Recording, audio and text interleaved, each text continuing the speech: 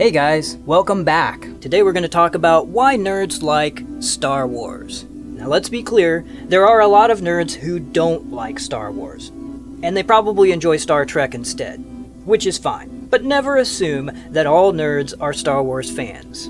Let's also be honest and accept that the appeal of Star Wars has really transcended the nerd realm in the past 20 years or so, and it's now part of popular culture. Star Wars is one of the very few stories that successfully combines fantasy and magic with science fiction and technology, two realms with mass nerd appeal. You should know that there's more than a single Star Wars. It's actually a huge collection of films, television shows, comic books, novels, stories, and games, and probably a bunch of other stuff. They call it the Star Wars universe for good reason. Now this may lead you to think that Star Wars is just marketing, and no one will deny that there are literally tons of marketing involved in Star Wars, from advertising to toys to tie-in products that have absolutely nothing to do with the story, characters, or the locations. Sure, it's gotten out of hand when Obi-Wan is shilling yogurt, Yoda's turned into some bizarre magic 8-ball, and there's a Revenge of the Sith air sickness bag.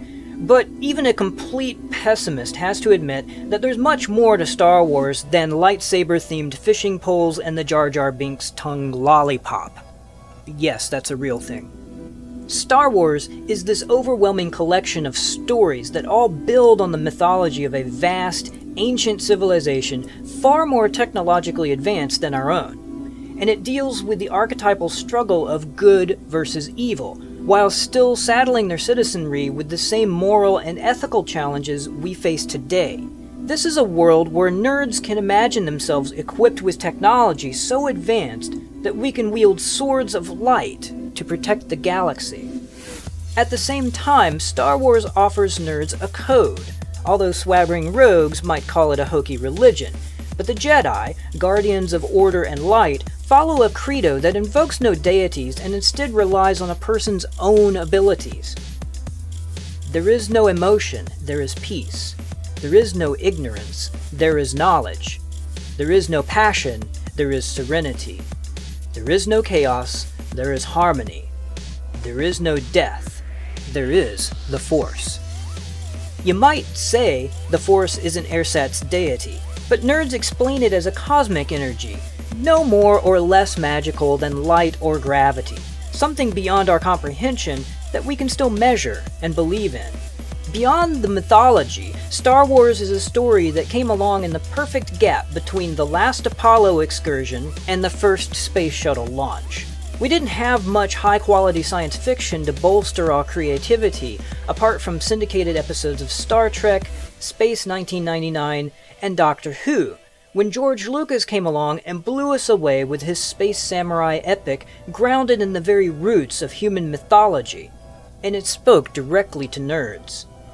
A nobody farm boy discovers his royal heritage, joins a lovable rogue to save a feisty princess from a dark villain, and along the way, they save the galaxy. Twice. It's the stuff of nerd dreams. Most adult nerds can easily understand how people can look at a Star Wars film and roll their eyes. The movies are full of plot holes and bad acting, but we embrace those flaws as part of a very human tale of bravery and goodness.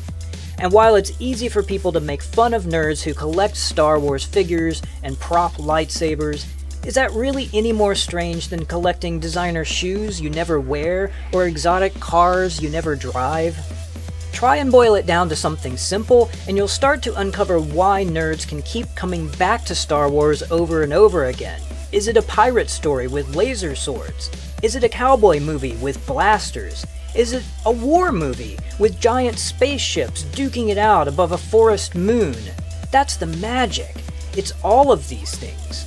But underneath it all is a primal mythology that resonates with our deepest human instincts.